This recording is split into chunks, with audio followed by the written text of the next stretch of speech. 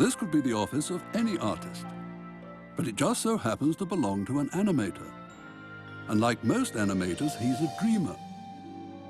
These dreamers shared in a wonderful world of make-believe, and many of their adventures took place in a location known affectionately as the Mouse House. And they're all right here in this artist's sketchbook.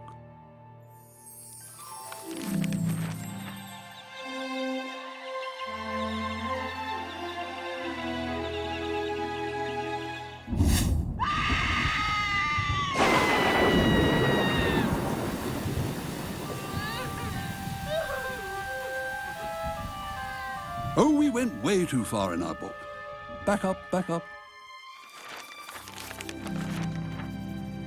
Ah, there we are, our little dreamer. I'm going to be an animator. No one's going to pay you to draw for a living. Disney will, Disney will, Disney will. People who get into this business don't get into it, you know, really.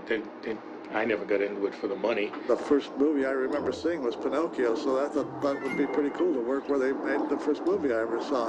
And when I was a little kid, that's all I was going to do. And it was funny because I just sort of didn't pursue any other interests because I just knew what I was going to do when I grew up. It was just understood that I was going to come to Disney's, period. That was it. I have always wanted to do animation, but I think I first thought of it as a hobby. And I always secretly dreamed I could work for Disney. I never told anyone because I never thought that would ever come to pass. I grew up like watching Walt Disney on TV, you know. We had Walt Disney Presents in German. So Walt was speaking German fluently, which is kind of funny thinking about it now. And Walt Disney präsentiert. You know, he would come into my living room. He was like an uncle with a mustache or something, you know. And that's how I felt about him. And he brought all this magic and fantasy into my life. And even on a small black and white TV, you just had that fascination. You just couldn't take your eyes away from it. And I think that was the first connection with animation. I saw this movie and I'm thinking, hey, this is a good film. It wasn't an animated film, it wasn't a cartoon, it was a good film. Once I saw Jungle Book, there was just something that was just mesmerizing and breathtaking, and I can't find words. You know, it's just like all of a sudden your life has a mission or something. It was just amazing. And so our little dreamer began learning to animate. And like most animators, he started with the basics. Nice try. And so his first lessons were learned from the masters of Disney animation, the 9 old men. Squash, stretch, anticipating action. It was all developed by these men for Walt himself. Very good. And then the day came when he learned to create magic with paper and a pencil. It was overly perfect at first, you know, because seeing the studio and they were working on Fox and the Hound and again, people doing this for a living, it seemed real. You know, this is it. Hi, I work here at Mickey Mouse's Mouse Factory, and I sure do have a good time. Oh yeah, it was amazing to walk onto a major motion picture studio that was just opening Disneyland and walk down Dopey Drive and have my own desk, and it was magic. We do animation and things here. We make miracles come to life, you see. Here's a miracle here. Let's have it come to life. What hit me about the building was when you first enter, there was the smell. It was almost like the history itself was the essence. When you sit there with a pencil and a piece of paper and make something look like it comes alive, I mean, there's a certain magic there that artists like to do. You aren't impressed? This is a typical portfolio from the studio. This is what usually gets accepted. I remember the first time I animated, I was animating Goofy pitching a baseball. Yeah, I remember my first scene. My very first full-length feature was Song of the South. I got to draw a puddle. I think it was a bucket. It was a cycle of smoke I just remember like people yelling a lot. He came in and saw what I was doing. I said, "What the heck are you doing?" He said, no, do it a different way, that was more complicated. I stayed up till 2 in the morning working on to make sure it was perfect. And it took me 3 or 4 times to get it right. And it was like the first drawing took me like 3 hours. And after about 6 days, I couldn't get anything I liked, but I actually thought it was a horrible beginning to my Disney career where I couldn't actually get something I thought was nice, but I got something that would.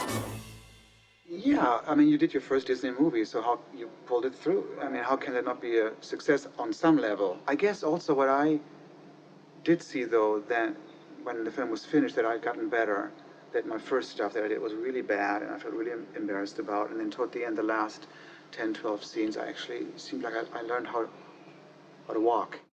Certainly, everybody always says, wow, so you work at the park. There's an assumption that there's some sort of magical little, animation factory, like, I don't know, behind the Pirates of the Caribbean or something.